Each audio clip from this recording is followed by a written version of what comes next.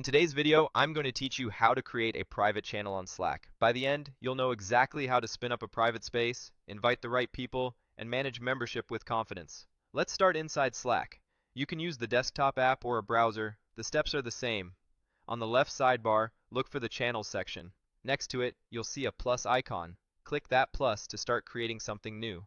From the menu that appears, choose Channel. This opens the channel creation window where you'll set up the basics. First, give your channel a clear, specific name. Keep it short, use lowercase with dashes if your workspace follows that style, and make it easy for teammates to understand the purpose at a glance. For example, a project name, a client code, or a topic like finance approvals. You can add a brief description too, which helps with context later on. By default, new channels are public in many workspaces. You'll see an option labeled Public. Click that to open the privacy choices, then switch it to Private. Making a channel private means only invited members can see it, search for it, or read its history.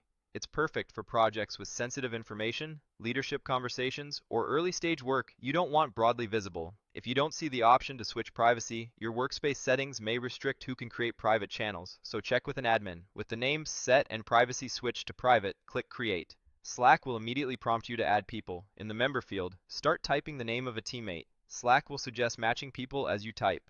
Click the correct person from the suggestions to add them to the list. Repeat that for everyone who needs access right now. When the list looks good, click Add to send the invitations. Don't worry if you miss someone. You can always add more members later. Next, open your new private channel from the sidebar to confirm everything looks right.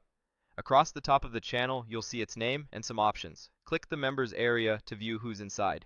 This is a quick way to double-check the current roster and make adjustments. To bring in more teammates, choose Add People. You'll see a familiar search box. Type a name, select the person from the list, and they'll be queued to join. If you added someone by mistake in the invite list, just click the small X next to their name to remove them before confirming. This keeps your channel tightly scoped to the people who truly need access. If you've already added someone and later realize they don't need to be there, you can remove them the same way from the members panel, and Slack will update the channel instantly.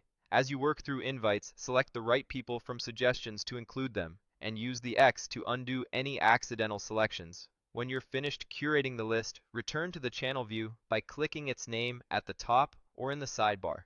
You now have a private space ready for focused collaboration. A few quick tips before we wrap up.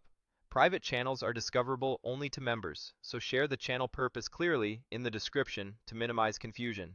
If your team uses naming conventions, follow them to make archiving and searching easier later on.